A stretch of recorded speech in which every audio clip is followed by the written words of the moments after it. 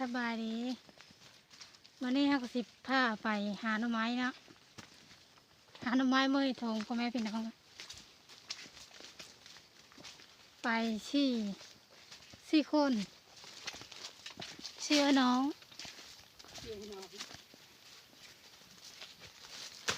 เพราะว่าปิดไม่ได้เพราะว่ายุ่งเนาะป้องกันยุ่ง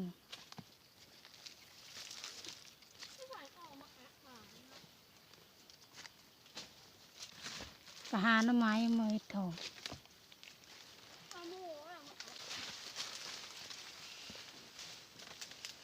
ความโหพี่น้องรถป่ารถฟุ้งไปหกหน่อไม้กระแสนึงมันสูงรถปลาหน่อไม้เนาะพี่น้องที่ย่างน้ำเป๊ะหมดฮะ เป็นย่าง เป็นงานเหรอว่ารถปลาหน่อไม้แล้วพ่อแม่พี่น้องหาหน่อไม้ไม่ถูกว่าหน่อไม้ลายเนาะ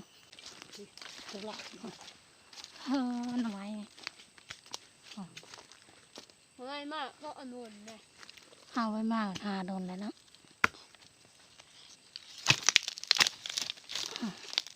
เอาแม่ตัวเวลาขึ้น หน่อไม้เนี่ย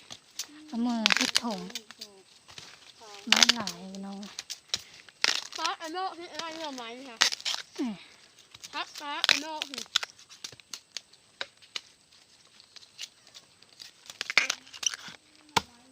มันไม่แห้งออกเมื่อวันหลายพี่น้อง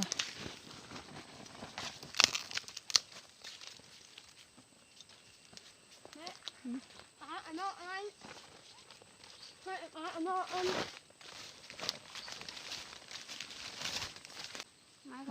น้องหน่อไม้เนี่ยหน่อไม้ไม่ถง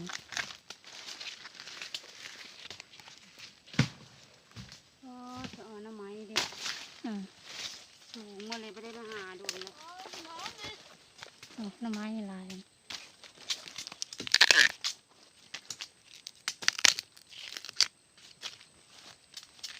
ส้มไม่ได้ดูส้มมาไม่ได้แต่มันหนาทำไรล่ะ ชอบไหม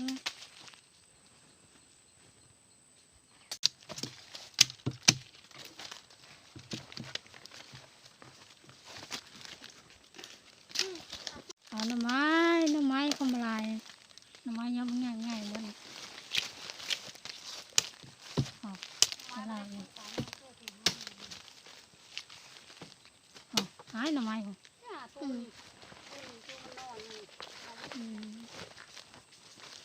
น้องหน่อไม้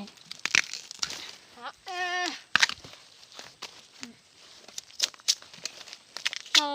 มเหมือน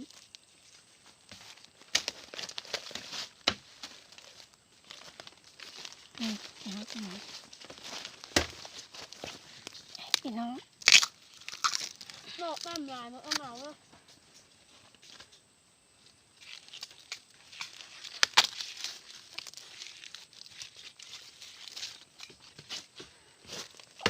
เนี่ย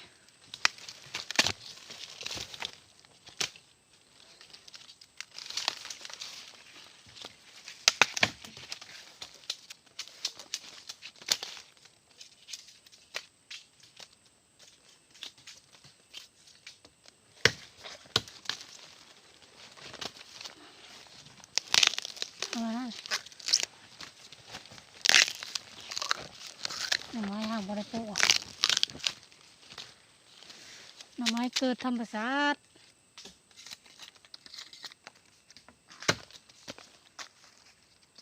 หน่อไม้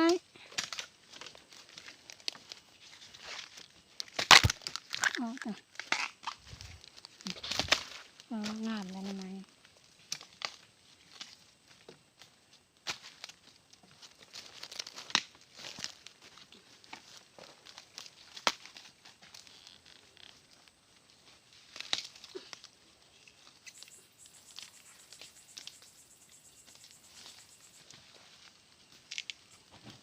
ไม่ลายเลยนะ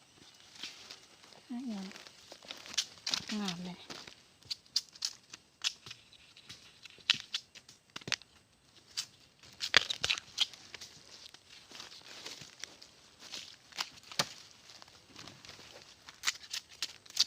เต็มได้ออกต่อนอน หมดเดียว โอ้โชว์ไปแล้วนะ เป่าใหญ่คือแล้วโอ้ไว้น้ำโอ่งเลย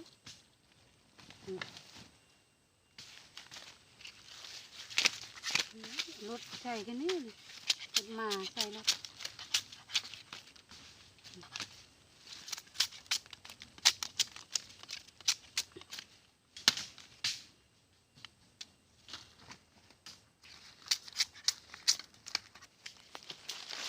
ออกต้นไม้นั่น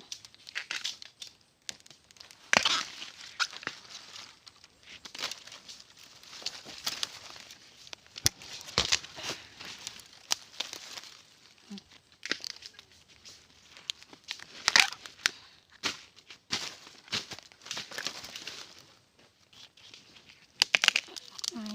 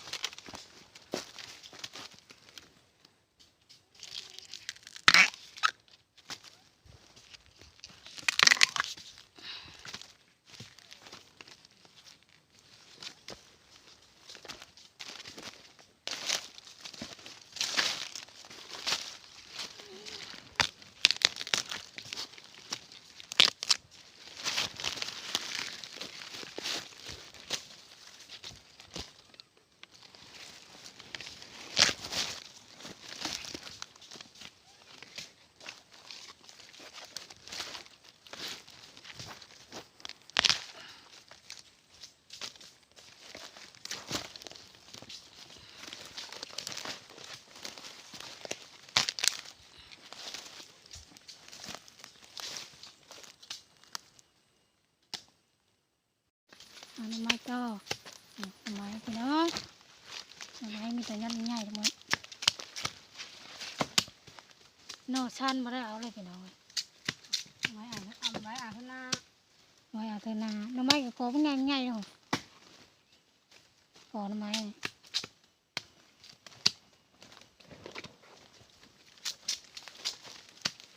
กอหน่อไม้กอเป็นง่ายๆนี่เด็กน้อย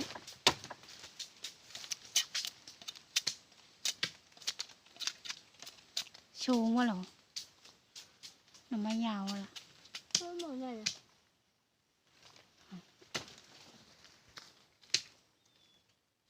เด็ดข้างมาหัวเลยฮักเอาตัดเอาแต่พอย้อนมันนาทีพอได้บอง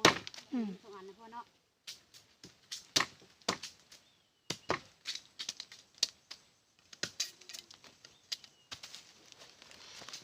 เอาเท่านั้น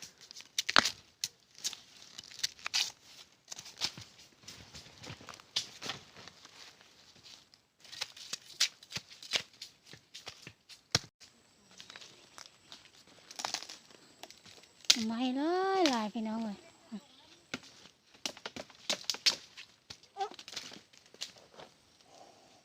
ประมาณคือโห ไม่ชูงจะถือโหเนาะ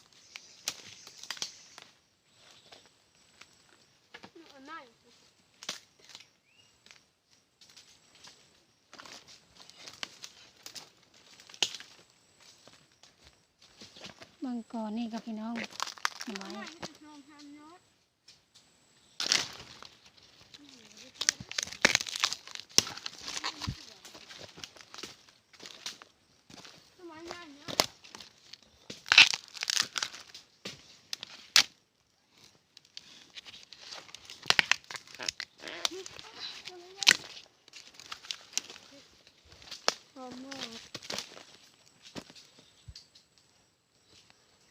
มาโยนมัน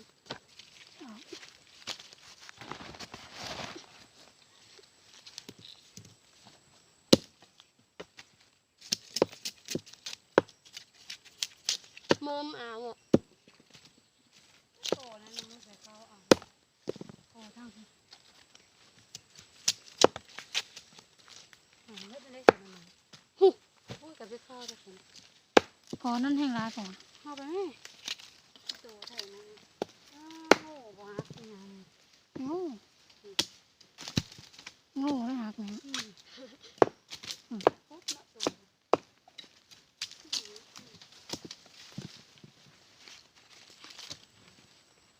หน่อใหญ่อะ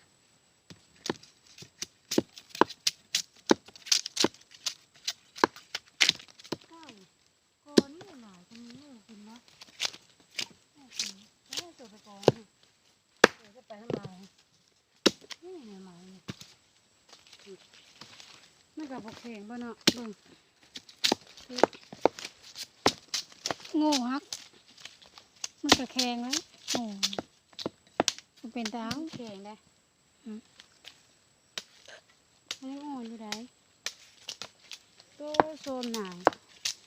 โง่หายชม โซมก็เฉยเรื่องนี้แต่ว่าโซม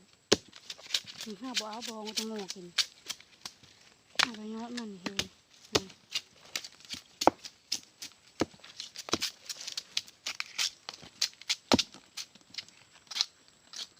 อะไร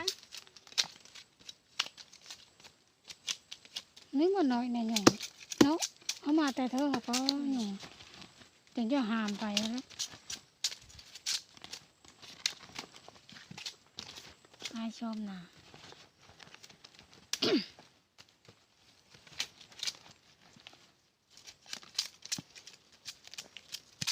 ใครและชมทั้งลงไม้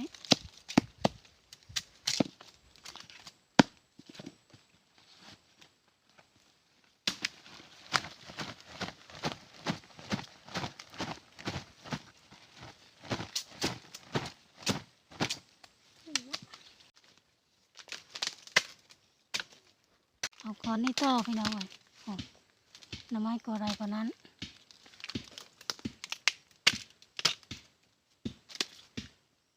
โอ้อยู่ไหนอะว้าวมันขึ้นสูงเลยห้างก็แม่ยอน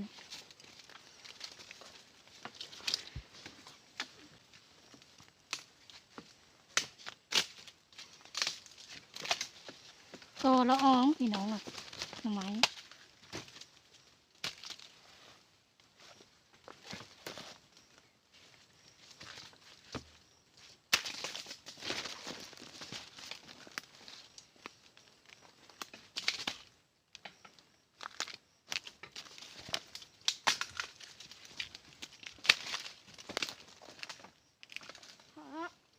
พอละ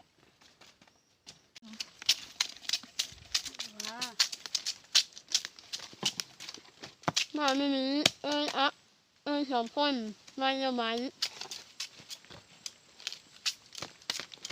คือไหมมีอันโดนนั่น หน้ำไม้งามงามพี่น้องเอ้ยนี่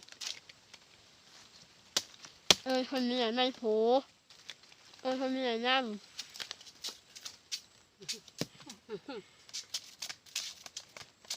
คอยขี้ไล่สูดคนขี้ไล่พี่น้อง คนนี้อาหารท้อง ไม่เข้าใจเลยจ้ะท้องอยู่อะไรอ่ะ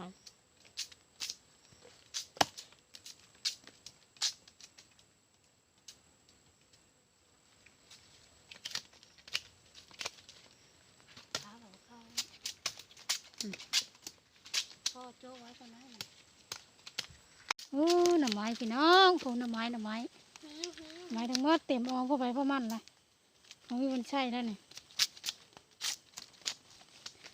โอ้ก่อนนี้กะโอ้นี่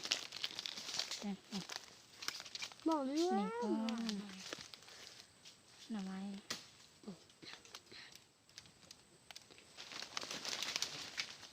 หน่อไม้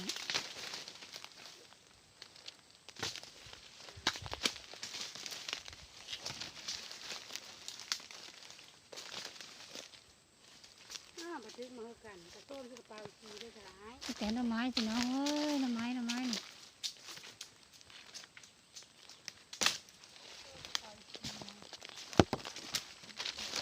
เบิ่งก่อน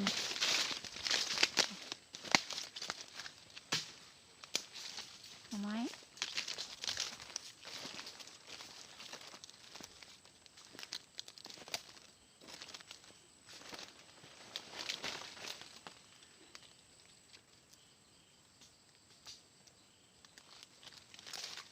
เ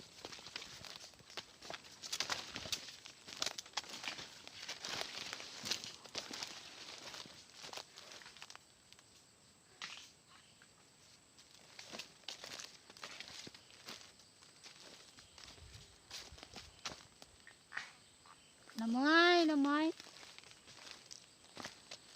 โอ้ยอดยิงแห้งง่ายพี่น้อง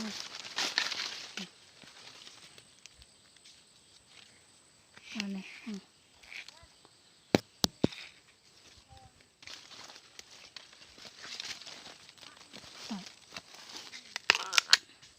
มันจะอ่อนเลย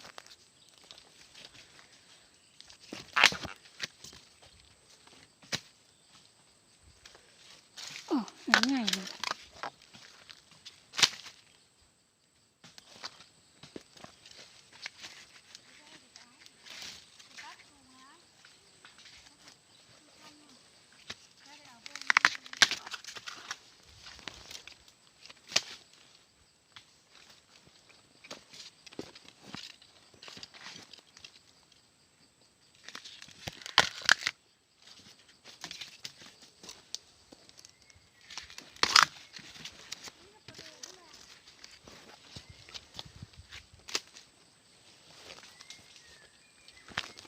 อ่อนหน่อไม้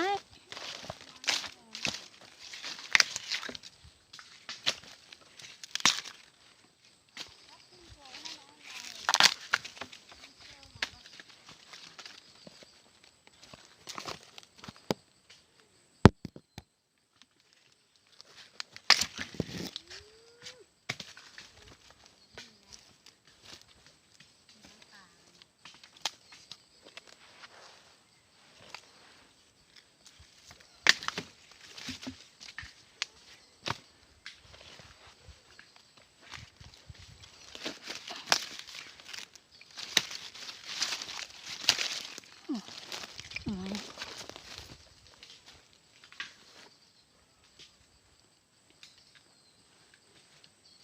มาเยอะเป็นง่ายง่ายยอดงามงามงาม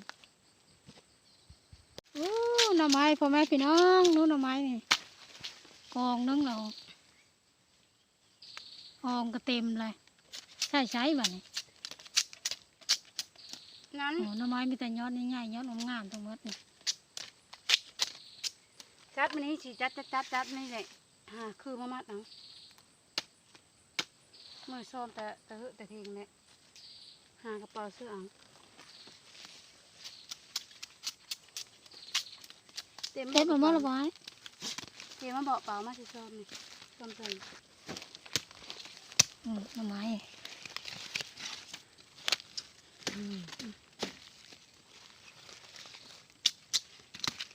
เก็บไหมเก็บสล่างที่ดีเลยเอาคือมามัดเลยได้เอา เอาเครื่องมัด นะ นะพี่ เพ น้อ ราะ ง ว่ามันเข้ามาลายเพราะเอาคือมัดนะ เบะบ่ได้แล้วก็คือมัดกัน อ้าวก็ไหมนี่โคนเข้า เมื่อแล้วพี่น้องอ่ะเอามาแต่หาหน่อไม้แล้วเมื่อแล้วบัดเมื่อเทงใช่ไหมย่างน้ำย่างในมากมีแต่น้ำทั้งหมด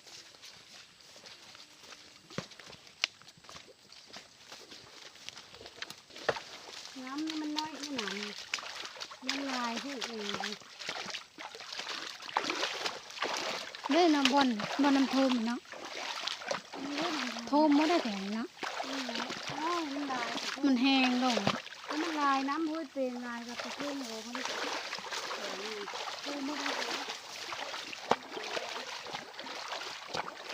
น้ำไหลออกมาได้ตีนท้ายเลยเนาะ ลายฟุ้นมันครั้ง พาเด้อพี่น้องมันเป็นผ่าแบบผ่าต่ำมันน้ำไหลออกมาเด้อผ่านี่แหละ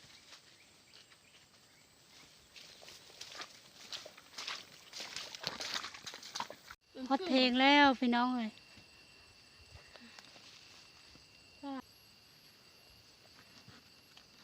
เต็มอ่องเลยเนาะโอ้มึงอาได้ชมกับหนึ่งหนาย ก็ไปโสมผมเห็นอยู่ โอ้ มันไม่จะโตวะนะ ดังนั้นอ่านได้ โหชมหนามกันนักคีบเนาะ แต่ย่านะมันพี่เลย3-4กาบนับมันหัว หน่อไม้แล้วก็เมื่อเอาหน่อไม้เมื่อเห็ดทง นี่มันสีมัน 4 โมงละคำเลย นี่เป็นดูคัด เมื่อเฮิรนแล้วมัน 4 อย่างเลย เรื่องเข้าให้เข้าหน้า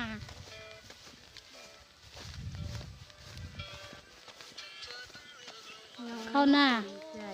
หน้าประมาณเนี้ย ใสมาก